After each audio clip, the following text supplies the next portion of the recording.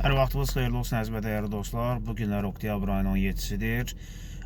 Öncədən də məlumat verdiyimiz kimi ölkə ərazisində hava şəraitinin dəyişilməyə doğru getməsi gözlənilirdi və verilən proqnozlar bir daha özünü doğrultdu. Respublikamızın qərb və Naxçıvan Muxtar Respublikasının başqa bütün bölgələrə yağıntı ehtimalı olunur bu prosesdə və dediyim kimi ən güclü yağıntılar cənub bölgəsinə və xüsusilə Lənkərana düşməsi gözlənilir və dünənləri mən canlı yayımda da qeyd edim ki, cənub bölgəsinə hətta su basmaları, daşqınlar, sellər ola bilər. Hal-hazırda mən müşahidələrimi apardım, gördüm ki, cənub bölgəsinə həqiqətən də bu proses baş verib.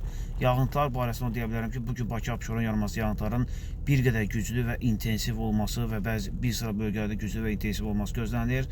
Ayın 17-ci yağıntılar davam edəcək, 18-ci yağıntılar tədricən kəsiləcək, 19-u 20-si gündüz nisbətən yağmursuz hava şəraiti olsa da 20-sindən sonraki prosesdə yenidən bir soyuq hava dalğası gəlir.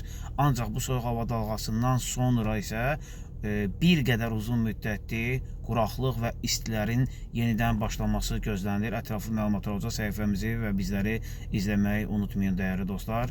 Səhifələrimizə takib atın, zəhmət olmasa istər Instagram, istər YouTube kanalında və istər həmçinin bizi TikTokda izləyin. Sizləri çox sevdik, yaxşı ki varsınız.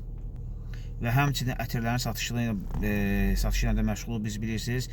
Nömrə 1 ətirlərin satışı bizdədir.